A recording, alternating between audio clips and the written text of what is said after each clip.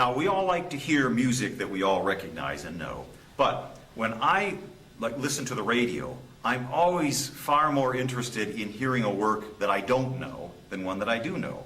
Because if I find the work really attractive, then I'll sit there and listen to the end of the piece on the radio and then just hang on every word that the announcer says as he tells me what that work was. Then I have a new work that I really appreciate. I can add to my list of favorites, perhaps.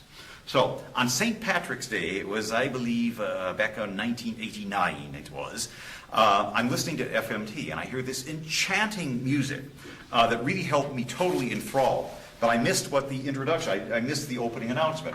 But about 5 minutes into it, there's this lovely folk-like tune played as a trumpet chorale, like so.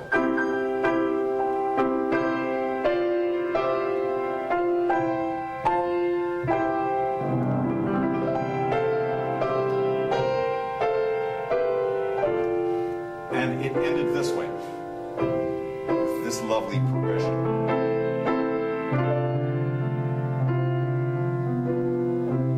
Wow, just gave me goosebumps to hear it.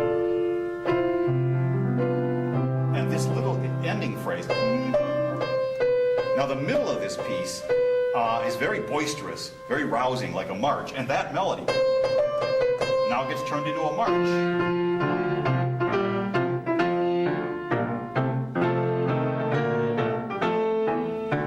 Well, at any rate, this trumpet chorale, though, in this very radiant version from the beginning, you just know it's going to come back at the end of this piece. Whatever it is, you know it's got to come back, and it's got to be big, and it's got to be glorious. And believe me, it was. Because near the end of the piece, we hear it rising up from the depths of the orchestra in the trombones like so.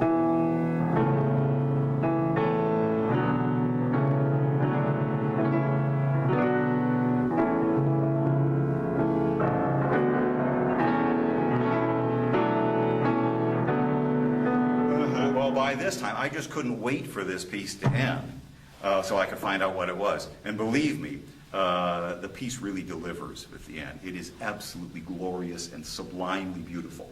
And then the announcement came. The work was the Irish Rhapsody No. 4 in A minor by the Irish composer Charles Villiers Stanford. And I said, well, Stanford, yes, we always read of him. Turn of the 20th century, British music always mentioned in the same breath with Edward Elgar. But here was this marvelous piece. He wrote 7 orchestral works, which he called Irish Rhapsodies. This is No. 4. And it's subtitled The Fisherman of Loch Neg and What He Saw. It's a legend. Now, I haven't read the legend yet, so I don't know what the fisherman saw, but I do know what he heard. And it is absolutely glorious. And we will be giving the first performance in the Chicago area of this glorious music at our concert, Fairy Tales and Legends, on November 2nd. And I think you will leave the hall asking yourself not only why this piece isn't played more often, but why, in fact, it isn't included in the list of 20 or 30 most popular and beloved pieces of music of all time. So I hope you will go right to our website, buy those tickets, and I want to see you there and shake your hand on November 2nd. Thank you.